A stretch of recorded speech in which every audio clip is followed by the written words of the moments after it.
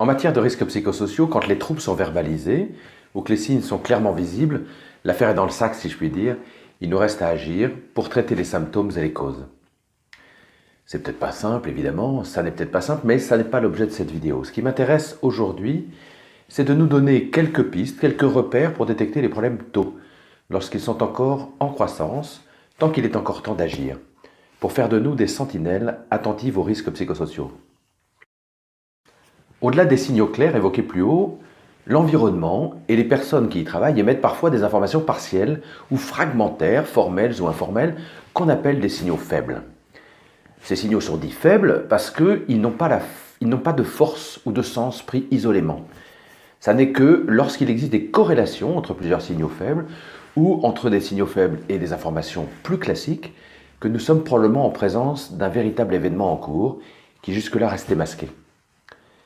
Les signaux faibles qui nous intéressent sont ceux qui nous donnent des indications, par exemple sur le stress, sur le harcèlement ou la maltraitance, sur le processus d'épuisement, de burn-out ou de bore-out ou sur la crise suicidaire. Et je voudrais inventorier avec vous quelques signaux faibles par ordre croissant de gravité. Mais alors s'il vous plaît, prenez tout ça avec précaution. Pensez que ces signaux ne sont pertinents que s'ils traduisent un état différent, un état nouveau ou récent, s'ils vous surprennent, s'ils changent de ce que vous constatez habituellement. Les signaux faibles d'un stress inhabituel ou d'un processus de burn-out déjà amorcé pourraient être, par exemple, les petits problèmes de santé, le dos, la digestion, le sommeil, les petits problèmes de peau. Les petits problèmes cognitifs, les inattentions, les accrochages en voiture, les rendez-vous oubliés.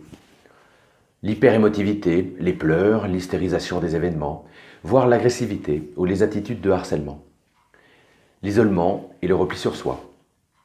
Les horaires de travail, la surcharge de travail, le travail emporté à la maison, le week-end, les emails, les SMS et autres envoyés à des horaires inhabituels. Les mails trop longs qui noient le poisson ou justifient de manière trop exhaustive. Les mails trop courts qui éludent ou qui acceptent sans renacler. Sont peut-être aussi des signes d'angoisse plus profonde ou de désespoir morbide, par exemple les dons d'objets personnels ou les « décidément c'est trop dur » ou « j'en ai ras-le-bol » ou plus inquiétant encore « il faut que tout ça s'arrête ». Si vous remarquez ces événements, arrêtez-vous quelques instants pour vous connecter à la personne. Elle a probablement besoin d'échanger en confiance.